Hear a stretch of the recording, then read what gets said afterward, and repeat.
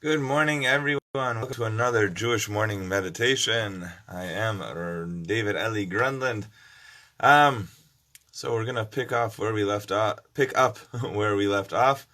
Um, Previously, we were talking about the idea of the fruit of our actions, and there's a line in our tefillot in the Birkat Torah based on a Mishnah in Pe'ah.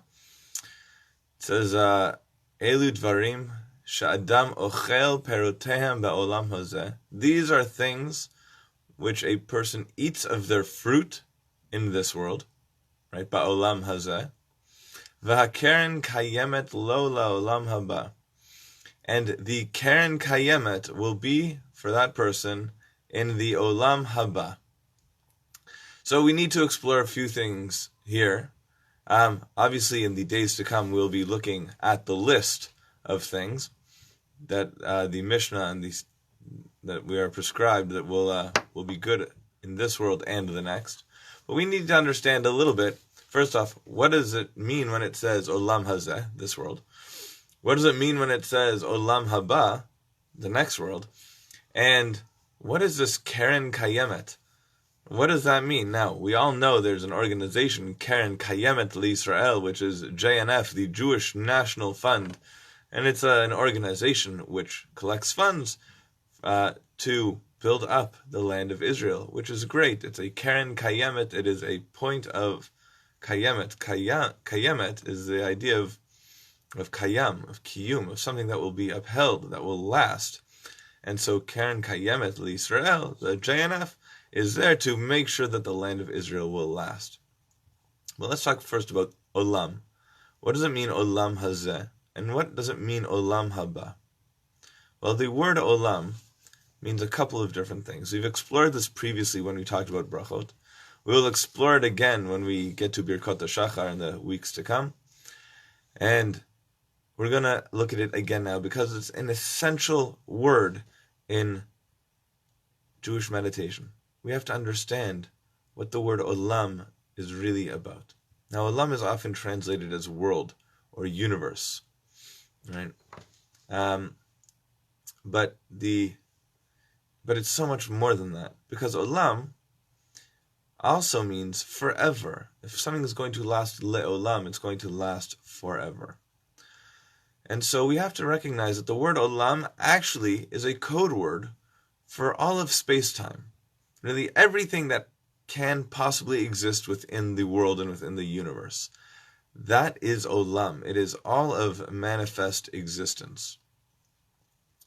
And so when I say these are the things that a person eats of their fruit in this world, that is to say that by doing these particular actions, by acting in particular ways, I get the benefit of those actions in my day-to-day life. As I live in this world, I benefit from those actions. But we say Keren Kayemet L'Olam Haba. Now let's look at these actual words. A Keren can mean a horn, but it can also mean a ray, like a Keren Or is a ray of light. And I think that's essential, that a ray of light, think about a ray of light that comes off of the sun. Its source is still in the sun, and it is purely connected to the sun, but at the same time, it is so far distant from it, but it still has its source, but it lasts, and it lasts far beyond its source. Sorry, a message just came in and I got distracted.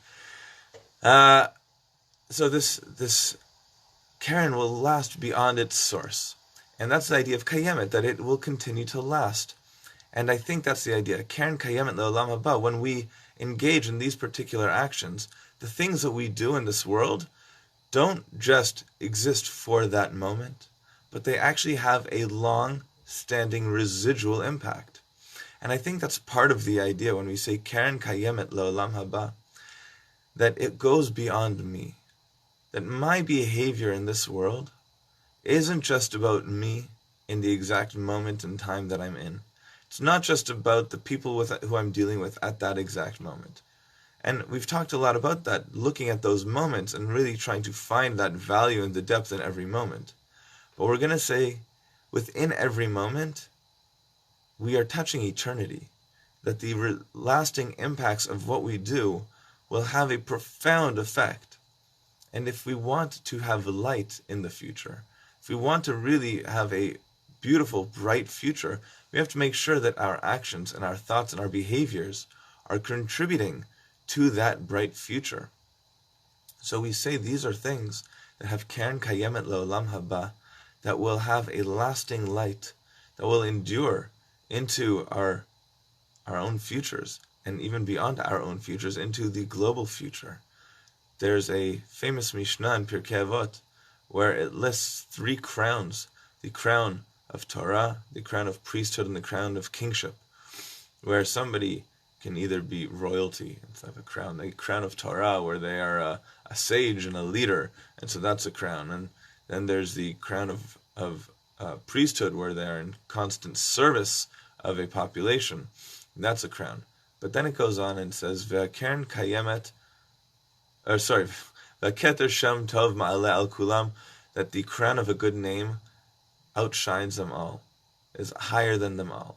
And what's the idea of a good name? A good name goes beyond the details of what I do in this world.